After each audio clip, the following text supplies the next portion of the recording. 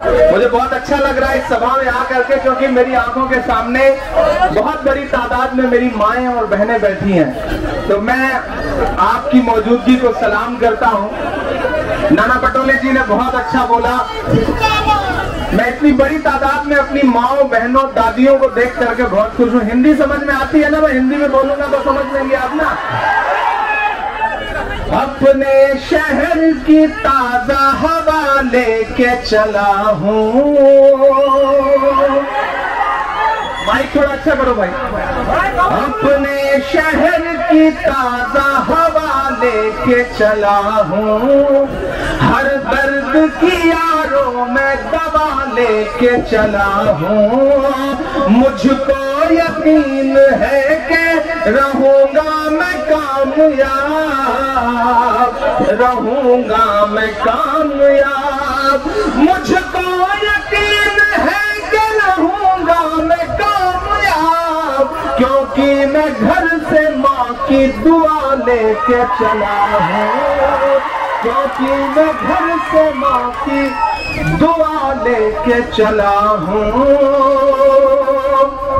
बिलौली की इस जनसभा में बड़ी तादाद में मौजूद माएं, बहनें, बड़े बुजुर्ग, मेरे नौजवान साथियों, महाविकास अघाड़ी के महाराष्ट्र की सरकार और उस सरकार के सारे सहयोगी दल और उनके नेता यहाँ पे मौजूद हैं। मैं सबका स्वागत करता हूँ। इस उपचुनाव में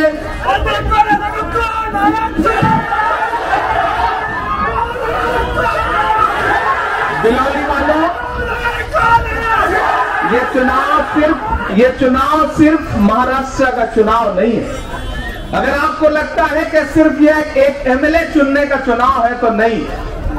आपको जान के हैरत होगी कि मैं दिल्ली से आया हूं और दिल्ली में जो दो गुजराती व्यापारी बैठे हैं उनकी नजरें भी देगलूर के चुनाव पर लगी हुई हैं। वो भी देखना चाहते हैं कि महाराष्ट्र क्या फैसला करता है। बड़ी तादाद में कई सारी बुजुर्ग महिलाएं ऐसी बैठी हैं जिनकी उम्र मेरी दादी की उम्र की है, मेरी नानी की उम्र की है।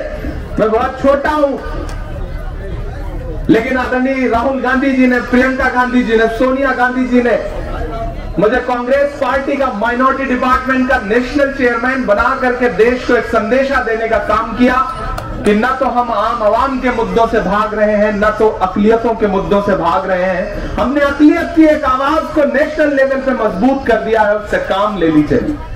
मैं आज आपके बीच में बहुत दूर से सफर करके आया हूं।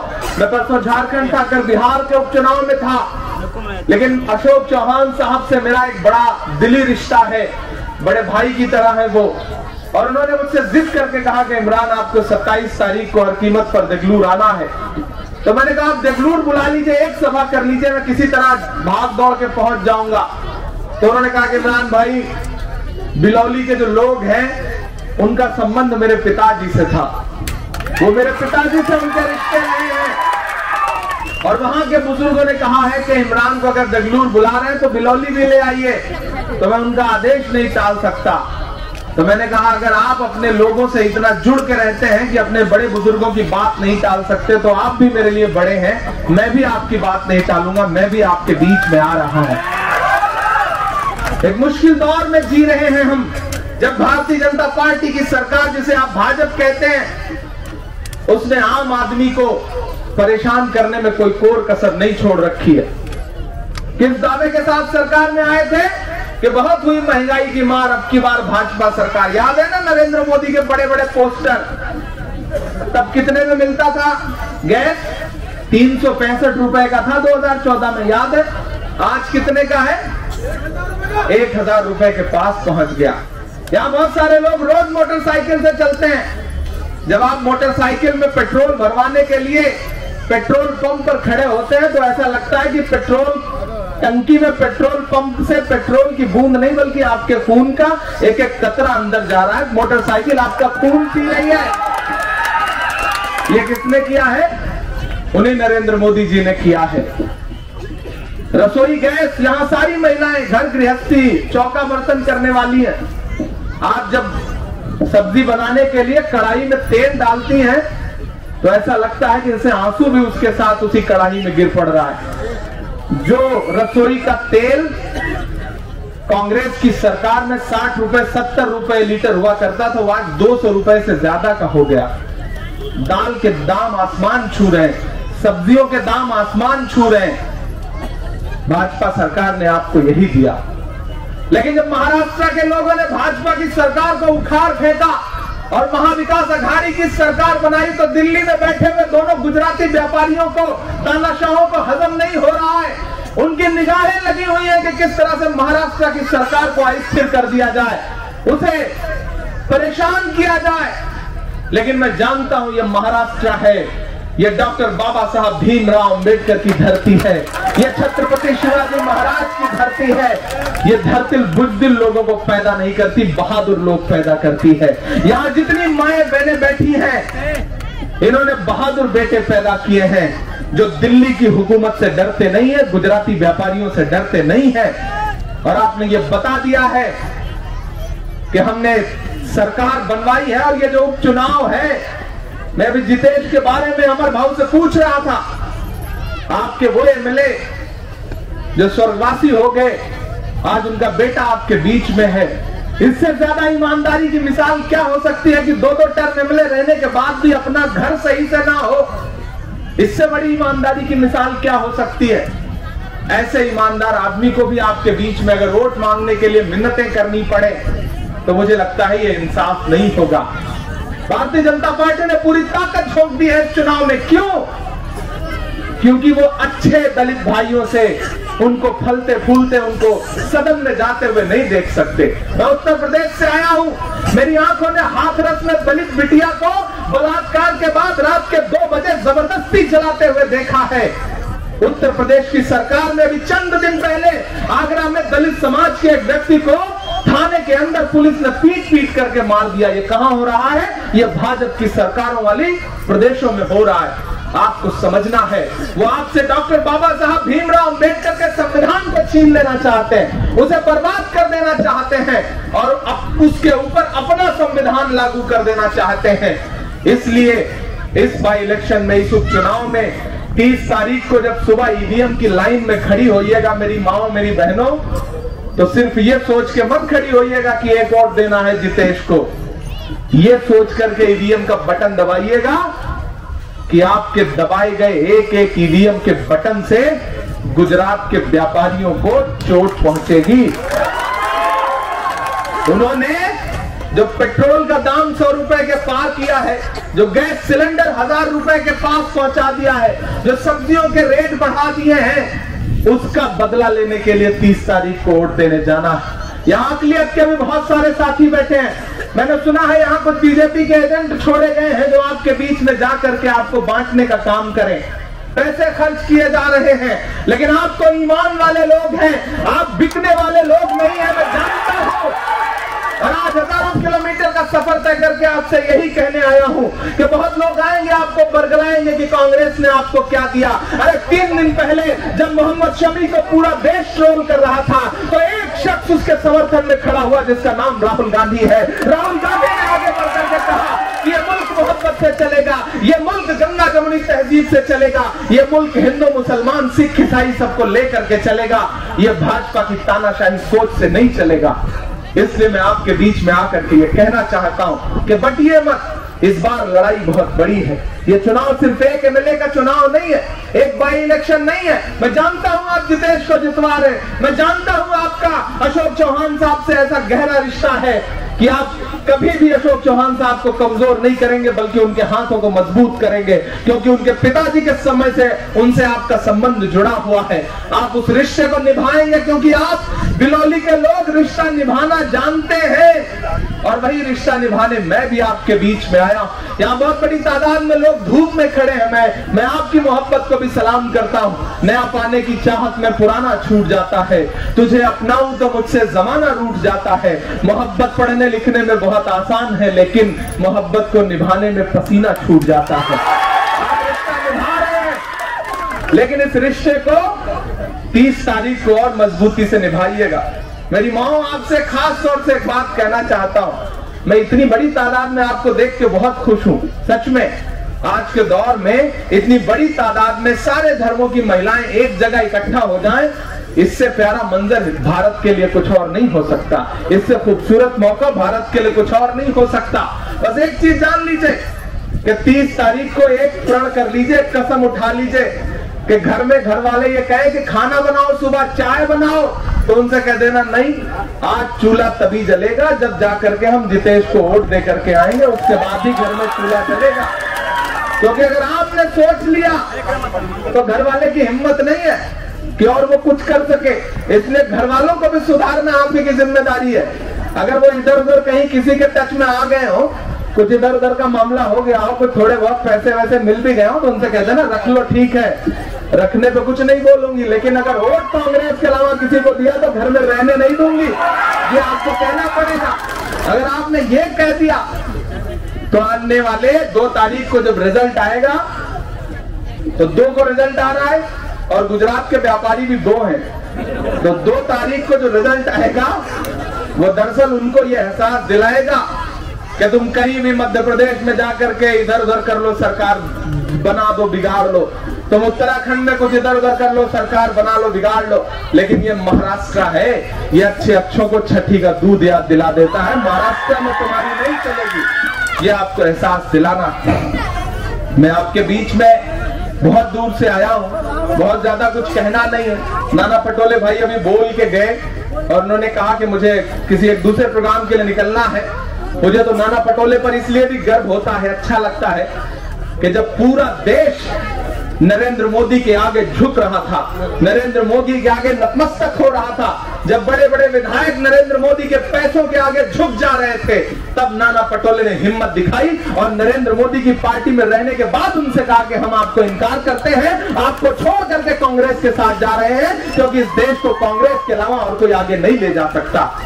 राहुल गांधी जी, प्रियंका गांधी जी जिस तरह से इस समय वो देश के लिए लड़ रहे हैं, आप सारी यहाँ कई महिलाएं बैठी हैं जिन्होंने इंदिरा गांधी जी को देखा रहा होगा, जिन्होंने इंदिरा गांधी का चेहरा, आपको याद होगा इंदिरा गांधी जी का चेहरा, कभी जब प्रियंका को देखिए तो ऐसा लगता है कि इंदिरा गांधी जी आपके सामने आ गई है। और यकीन करिए अभी उत्तर प्रदेश में किसानों को गाड़ियां चढ़ा करके कुचल दिया भाजपा के एक मंत्री के बेटे ने।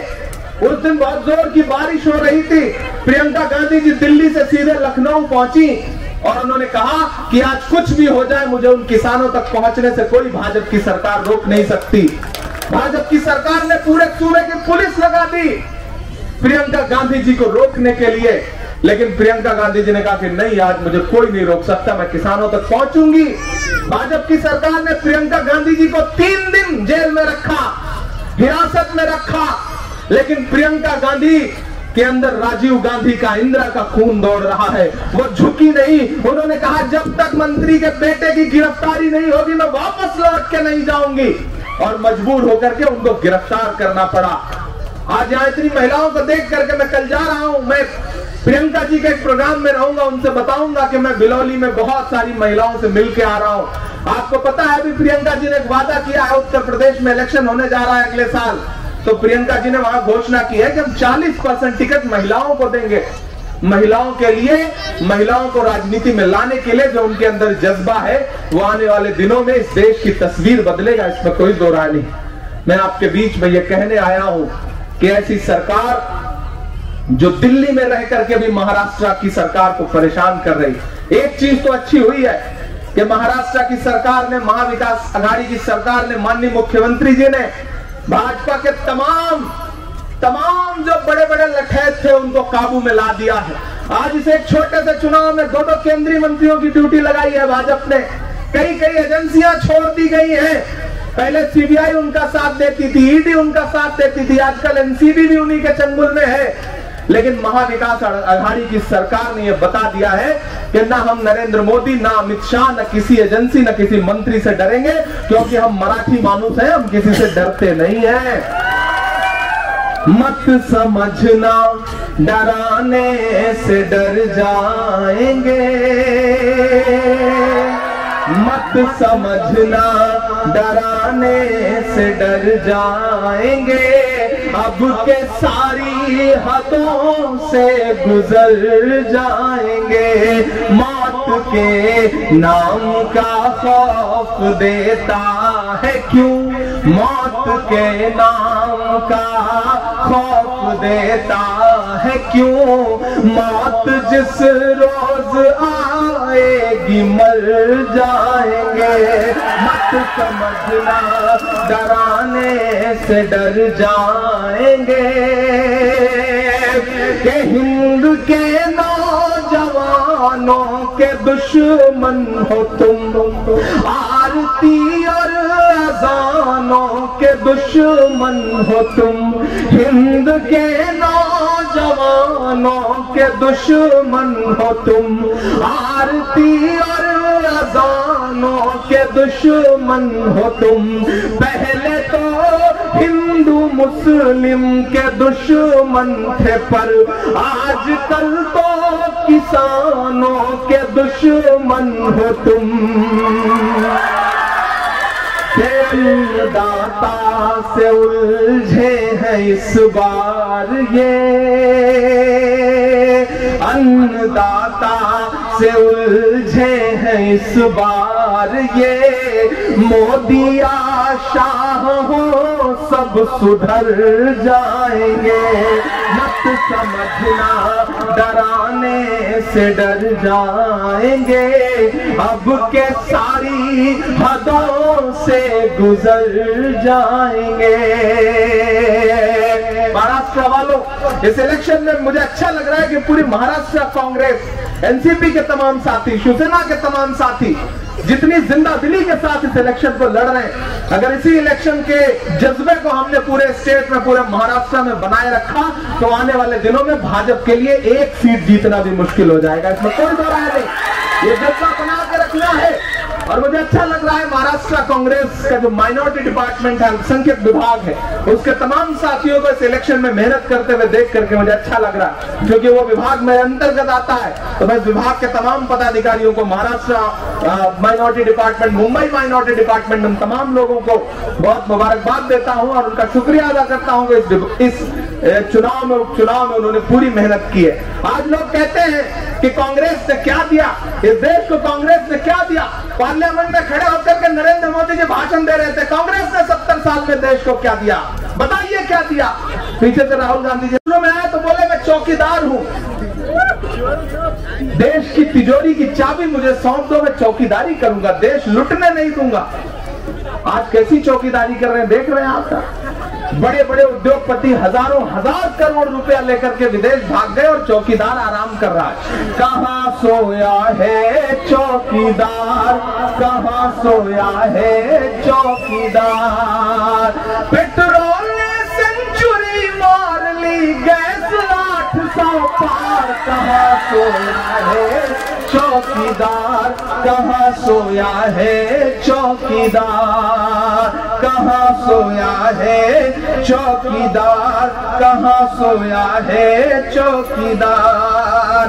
पेट्रोल ने सेंचुरी मार ली, गैस 800 पार। कहां सोया है चौकीदार, कहां सोया है चौकीदार। चाय बेचने वाला पूरा भारत बेच रहा है।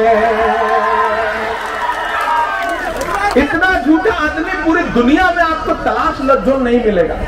क्या बोले, मैंने चाय बेची। मुझे नरेंद्र मोदी जी, मैं चैलेंज करता हूं, पूरे देश में एक आदमी बता दे जिसने उनकी बनाई हुई चाय पी है, तो मैं राजनीति से संन्यास ले लूंगा। नहीं बता सकते कि चाय बेचने वाला पूरा भारत बेच रहा है। इसी काम में हासिल उसे महारत बेच रहा है। इसी काम में हासिल उसे महारत बेच रहा है। रेल बिक गई, तेल बिक गया, बिका हवाई अड्डा। लेकिन महाराष्ट्र को सलाम, पूरे देश में हवाई अड्डे बेच दिए, उनके नाम अडानी एयरपोर्ट हो गए। लेकिन छत्रपति शिवाजी टर्मिनस का नाम जब बदला अडानी लोगों ने, अडानी की कंपनी ने, तो महाराष्ट्र के लोग जाग उठे और उन्होंने जाके बोर्ड उखाड़ के कह दिया कि यहाँ किसी व्यापारी का नाम नहीं लगेगा, यहाँ छत्रपति शिवाजी के नाम से ही एयरपोर्ट रहेगा। महाराष्ट्र आपकी जिंदा दिली को सलाम। के चाय बेचने वाला पूरा भारत बेच रहा है, इसी काम में हासिल उसे महारत बेच रहा है। रेल बिक गई, तेल बिक गया, बिका हवाई अड्डा, सब कुछ बिकता देख के खुश हैं अपने जेपी नड्डा। कि जनता महंगाई की मारी, जनता महंगाई की मारी करती हाहाकार, कहाँ सोया है चौकीदार, कहाँ सोया है चौकीदार। पेट्रोल ने सेंचुरी मार ली, गैस 800 पार, कहाँ सोया है चौकीदार, कहाँ सोया है चौकीदार।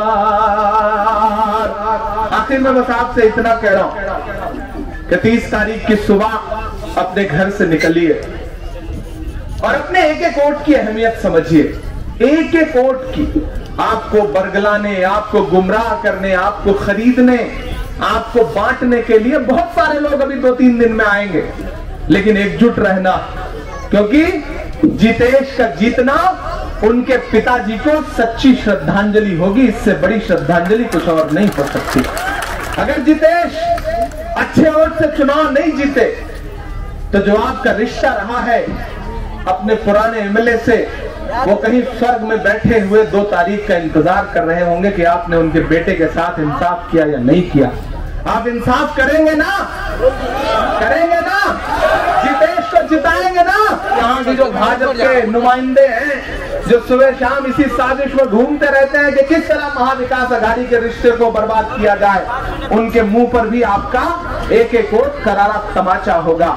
और हाथ का जो पंजा है वो कांग्रेस का चुनाव निशान है, और हाथ के ही पंजे से तमाचा भी मारा जाता है। तो ये सरकारी तमाचा मारिए, ये सियासी तमाचा मारिए, ये राजनीतिक तमाचा मारिए उन लोगों को जो महाराष्ट्र की सरकार को अस्थिर करना चाहते हैं, बर्बाद करना चाहते हैं, इस सरकार को गिराना चाहते हैं। उन्हें बता दो कि नहीं, हम कल भी कांग्रेस के साथ खड़े थे, हम आज भी अशोक चौहान के साथ खड़े हैं, हम आज भी जितेश के साथ खड़े हैं, हम आज भी महाविकास आघाड़ी की सरकार के साथ खड़े हैं। और अकलियत के साथियों, खास तौर से आपसे इतना कह रहा हूं कि मैं हजारों किलोमीटर से आपके बीच में आया हूं। कांग्रेस पार्टी ने आपकी दुआओं के भरोसे, नांदेड़ में मिली हुई दुआओं के भरोसे, महाराष्ट्र में मिली हुई दुआओं के भरोसे मुझे इतनी बड़ी सियासी जिम्मेदारी दी, इतनी मजबूती दे दी, इतनी ताकत दे दी कि मैं अब आपके लिए कुछ कर सकता हूं, लड़ सकता हूं। तो मैं आपसे गुजारिश कर रहा हूं कि मेरे आने को मायूस मत करिएगा। मेरा दामन जिस तरह आप पहले भी वोटों से भरते रहे हैं, जब मैं अशोक चौहान साहब के लिए इन तमाम इलाकों में आया था वोट मांगने के लिए, तो आपने मुझे मायूस नहीं किया था। तो मुझे उम्मीद है कि इस बार भी आप मायूस नहीं करेंगे, और आने वाले 30 तारीख को एक एक वोट हाथ के पंजे पर लगाएंगे, हाथ के पंजे पर बटन दबाएंगे। आपका बहुत शुक्रिया, आपसे फिर मुलाकात होगी। अभी देगलूर की जनसभा में निकलना है, इसके लिए एक बार फिर से आपका बहुत सारे शुक्रिया।